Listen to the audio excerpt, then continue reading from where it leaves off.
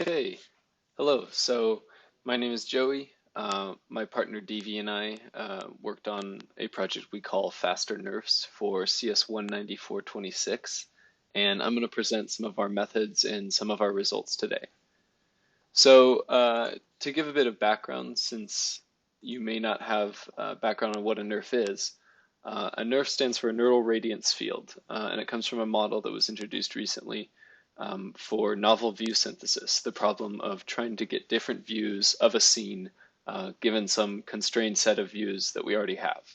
And a NERF represents this as these black dots here. So a NERF tells us for every X, Y, Z in the scene, it gives us a color and a density of how likely it is, or the probability that what we're looking at is actually the object we're modeling.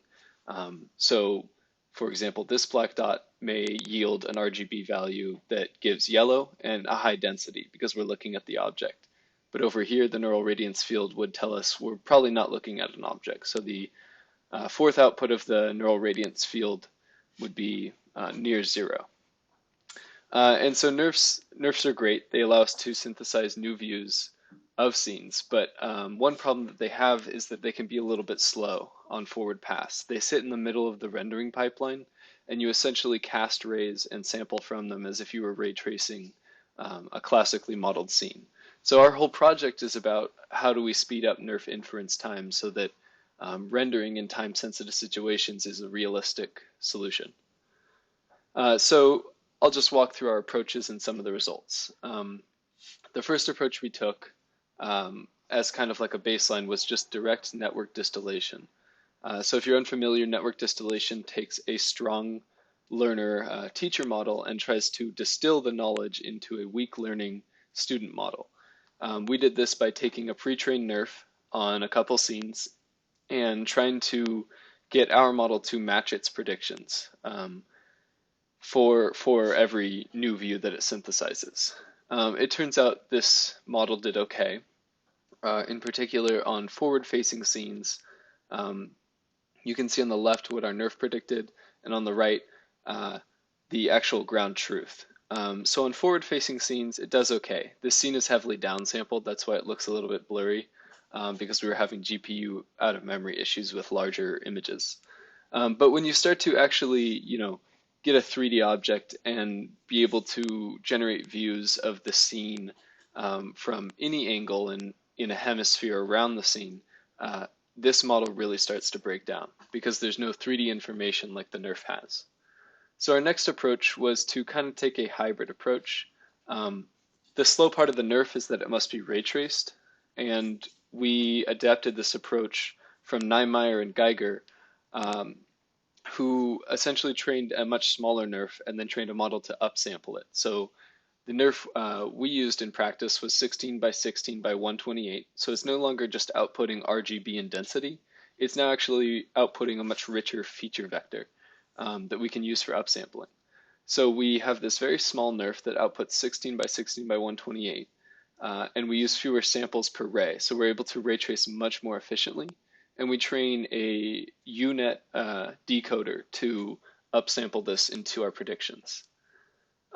It turns out that using transpose convolutions gave us really, really weird results, as the UNet does. So this first set of rows is actually the results using transpose convolutions, which we found to not work nearly as well as just using bilinear upsampling and interpolation. So you can see here, when we've ray traced at a very low level 16 by 16 and then upsampled, what we get is, they're okay. It's starting to get at this idea of 3D structure, but the views are very blurry, likely because we took such a small image to ray trace.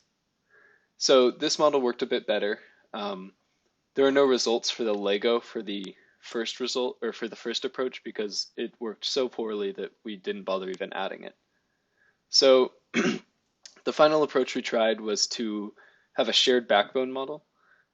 One of the papers we read did something like this to extend distillation to a regression setting. So what we do is we have a student model and an untrained NERF, and we train them together, like in this diagram. The flow works as follows. we take a view direction that we want to synthesize an image for. We pass it into a shared backbone that encodes this view information. This backbone forwards its encodings to both the student model and the untrained NERF model. And the student model takes this and just directly produces an image.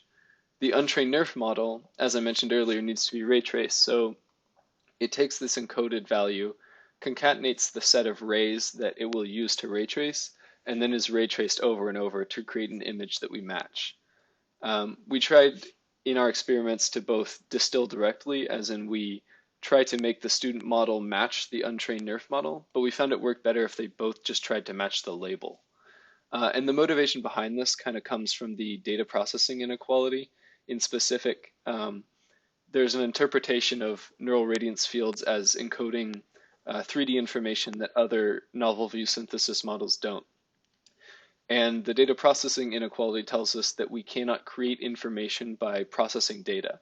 So if there's 3D information in some layer of the untrained NERF model, or of the trained NERF model, then there's certainly 3D information in the first layer of the NERF model, meaning intuitively we should backpropagate 3D information to the shared backbone, which will be shared by the student, and the student should gain 3D information.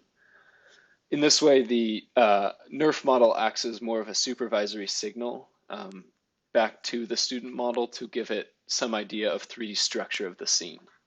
And what we see is okay results. The results here are blurred a little from upsampling. We worked with, once again, as I said, really, really small images because we ran out of GPU memory. We see some success cases. So over here and here, they're slightly blurry, but they definitely get a lot more 3D structure than, for example, our hybrid approach. We see some pretty obvious failure cases.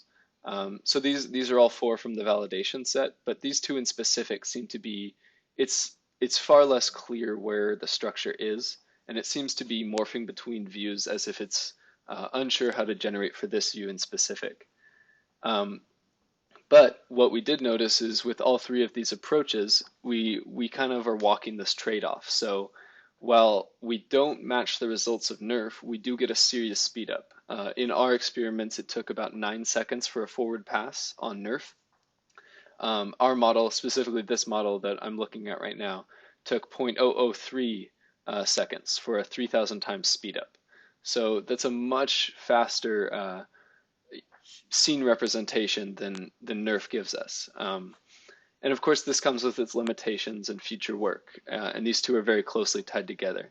One thing is that, obviously we don't match the results of NERF, but we're also not as configurable as NERF. Since NERF sits in the middle of the rendering pipeline, it's much more configurable in terms of you can specify the output size you want, you can specify the amount of importance sampling you want to get higher quality results. It's a much more configurable interface for the user, whereas our model simply takes in a view direction and outputs an image.